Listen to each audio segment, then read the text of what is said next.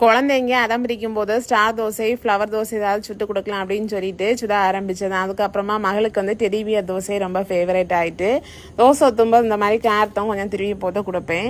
அப்புறமா கொஞ்ச நாள் ஷேப்ஸ் தோசை ஓடிச்சு. அதுக்கப்புறமா ஆல்ஃபபெட் தோசை அப்படின்னு சொல்லிட்டு எஸ் தோசை, ஏ தோசை, பி தோசைன்னு கேட்பாங்க. அப்புறமா வந்து ஏதாவது சுட்டு கொடுத்தாச்சுன்னா இல்லை எனக்கு அதான் வேணும்னு கேட்பாங்க. ஒரு நாள் வந்து கேட்டேன் என்ன தோசை வேணும்னு கேட்டாச்சுன்னா மகா வந்து தாலி தோசைன்னு சொல்லிட்டா.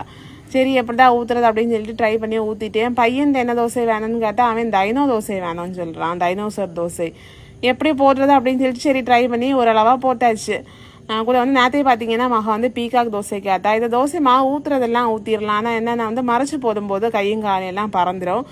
அப்படிதான் மயிலை மறைச்சி போட்டாப்போ மயில் வந்து பறந்துட்டு அதுக்கு வேற கொண்டை வேற வைக்க மறந்துருக்கேன். சரி அடுத்த ஊற்றலாம்னு சொல்லிட்டு ஊற்றியாச்சு. அது வந்து சூப்பராக வந்துச்சு. பிள்ளையும் பார்த்தாப்ப செம ஹாப்பி. நம்ம வந்து முன்னையெல்லாம் பேப்பர்லையும் போட்லையும் நம்ம கைவண்ணத்தை காத்திட்டு இருந்தோம். இப்போ வந்து தோசை கல்லில் தான் காத்திட்டு இருக்கோம். இந்த ஒரு தோசை